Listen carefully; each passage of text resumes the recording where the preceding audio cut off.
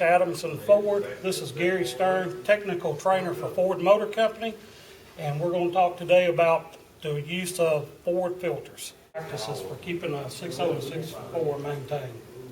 Well, the biggest thing we've seen, Steve, in the industry today is diesels have changed so greatly that their maintenance intervals have got to be kept up with, due to the after treatments, the EGR system, etc.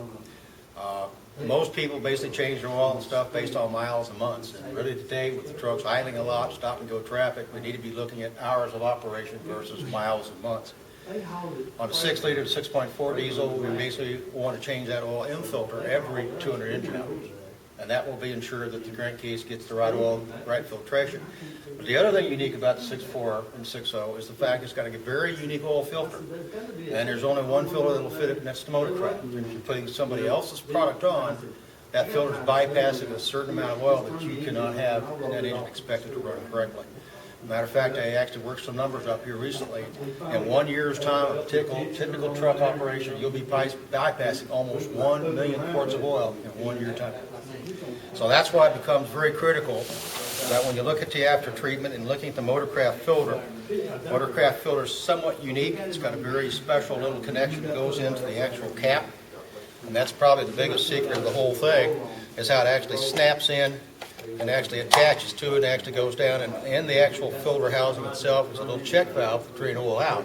A lot of your aftermarket filters are too short.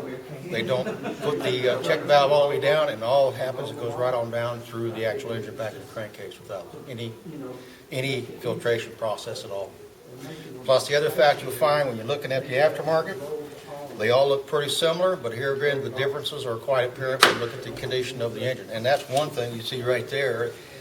Some manufacturers, to get something to work, they actually have to make little pieces and stuff, but sometimes end up staying in the lid when it's actually serviced. So the key thing with any diesel engine today, any manufacturer, especially Ford's, is you got to put the right filter on, right interval, get the right kind of oil, and basically I'm telling you, that is the entire secret of diesel engines today. Right oil, frequency, and basically match up the change based on what the truck's doing. If it's idling 75% of the time, you've got to use hours, not months and not miles. What about fuel filters? I heard there's a problem with those. Fuel filters are another thing unique about the 6-liter 6.4, although the 6.4's got a slightly different part number. But the actual filter that we have on the frame rail, which is the primary, there's a 10-micron filter. You notice that there's a little notch here. That little notch actually makes this filter stay on the top side, and there is a little bleed orifice there to allow the filter to push the air out of the top half of the filter. If that's not done, you're only using half the cartridge. And needless to say, we need every bit of that filter. You'll also notice Ford does something a little bit different. They also put an aqua wrap around the primary, so any chance of having moisture or water will not penetrate the paper, won't collapse it, don't cause the actual problem.